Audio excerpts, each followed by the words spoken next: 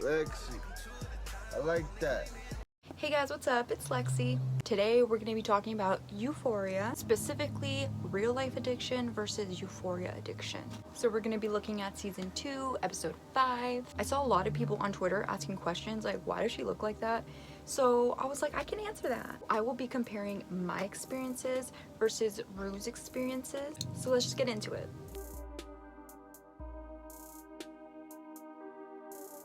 So to start, I was an opiate user for close to 10 years. Now I'm 3 years clean.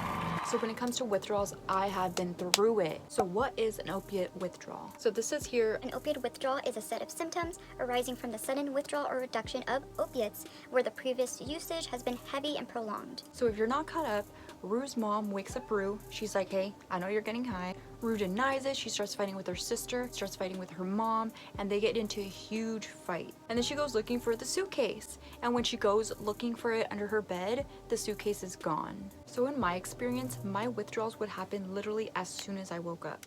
For example, if I went to sleep at 10 p.m., I could wake up like at 6 a.m., 7 a.m., and I would be in full withdrawal. And that solely depends on how much you are using. So the more you're using, the faster the withdrawal is gonna kick. Now I'm gonna explain the symptoms in different levels, just so it's a little easier. So level 1, you're gonna be yawning a lot. You're gonna have really teary eyes, runny nose. Level 2, so this is when you start to get really bad anxiety, insomnia, so you can't sleep, you can't eat, you have no appetite, and then the hot and cold sweats start. So for example, you could be super cold, so you put on a sweater, you put on some socks, a blanket, 2 seconds later, you're gonna get super hot. So you're just never comfortable. While all this is happening, you are dripping sweat. I remember one time I had a sweater on. I think it was really cold, but I had sweaters on and I could feel the drip of sweat going down my arm. It's horrible. Level 3. This is when it starts to get kind of bad. You start to get really nauseous, you throw up, you have diarrhea, you have to be in the bathroom all the time. Opiates back you up, like the entire time you are constipated. When you don't have that in your system, everything is just gonna come out of every way. It's not fun. Level 4, you get really bad restless legs. It hurts, it's really uncomfortable, so you can't sleep. Increased heart rate. Even if you're laying in bed, you're just like you can't catch your breath, you can't breathe, you feel weak, you feel dizzy, and this is when your emotions come back. Everything just feels so intense because we've been so numb from all the opiates, so you're able to feel again. I remember one time I was super sick and I was sitting down watching Hunger Games. It was like a really intense scene. Got so much anxiety from it, and to this day I cannot watch Hunger Games because of that. Like I still get flashbacks to how intense everything felt. Once you get clean mentally, it takes a long time for you to get used to being like a normal person. So now that you know all of that, we're gonna look back at Rue's behavior. So in the scene where she's fighting with her mom, you can see she's out of breath, she is sweaty, her nose is running, her eyes are tearing. You can see that she starts yawning a lot, emotions are running high, and there's a part where she's running in the alley and you can see that she is hitting her leg. So that's the restless leg.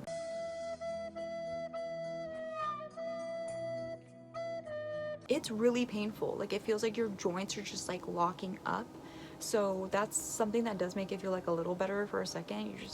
I've seen a lot of people do that. At Fez's house and at Lexi's house, you could see that she's usually in the bathroom, she's going number 2, she's throwing up, she throws up in front of a cop. That pisses me off. Like, girl, I don't know why she didn't say like, oh, I just got in a fight with my boyfriend or in a fight with my mom. But I get it, like high emotions. Worst part of the episode is when she goes to Lori's house, she gets hit with morphine. That's sad. Physical withdrawals, they can last anywhere from a week to a month. Once you're dependent, it's so hard to stop. Like people will be like, why can't you just stop? Why can't you let it go? It's like, well, first I like the high. Now I'm just dependent. Like if I don't get it, I'm gonna get sick, you know? So it's really hard. So I wanted to talk about a few things that I haven't heard a lot of people talk about. This one is better known, weight gain and weight loss. When I started using, I was like 150, 155, and I swear in about 2 months, I got down to 100. And that's simply because smoking it was just so disgusting to me. My stomach wasn't used to it, so anytime I would smoke, I would throw up instantly. Literally could not take down any food, any water. I was just throwing up all day. Not a good look. And with weight gain, after 5 or 6 years that I was using, I could not lose the weight. I was just gaining more and more weight. I later found out that when you're doing opiates and you're using via IV, it makes you hungrier. I was just eating a lot. So I've lost weight on it and I've gained weight on it. The Euphoria. When they show people using opiates and they look all happy and like euphoric, that only happens maybe the first and second time that you use. After that, you're just a bitch.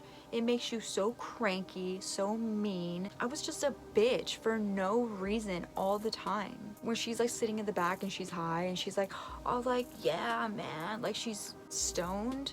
No, that's not realistic. The last few things are some things that I lost during addiction. So the first thing that I started losing is my hair. I've always had super long, thick hair. And then I noticed that after a while, my hair was falling out in clumps. My hair was so thin. Right here, it was super thin. The only reason for that is because of the stress that you were putting your body through. You were literally putting poison in your body. Like I said, I was throwing up a lot and that was fucking my enamel up. So after a few years of using, my teeth were just bad. So yeah, I've lost a few teeth because of that. The last thing I lost is actually my period. Same thing, had to do with stress, and this was a weird one just because I'd never heard of this before until it started happening. So this is like 2-3 years in of my addiction and I just stopped getting it. So I asked one of my friends, she's like, oh yeah, like I haven't had my period in like 2-3 years. I was so shook. I'm like, damn dude, that is not good. And I lost mine for like a 1.5 years too. It's like my body knew, like, bitch, you can't even take care of yourself, let alone a child. Like, we're not doing this. I feel like they did a really good job depicting all of this, but do I feel like they're glamorizing addiction? Yes and no. I feel like they do a good job of like showing like the good parts and some of the bad parts, but I feel like if they showed more bad, that would do a bit better. But I do like the show. Yeah, I hope you enjoyed the video. If you did, feel free to subscribe. Leave a comment if you want to see anything else, anything in particular. If you liked it, if you didn't like it, tell me why. Until then, I'll see you later. Bye.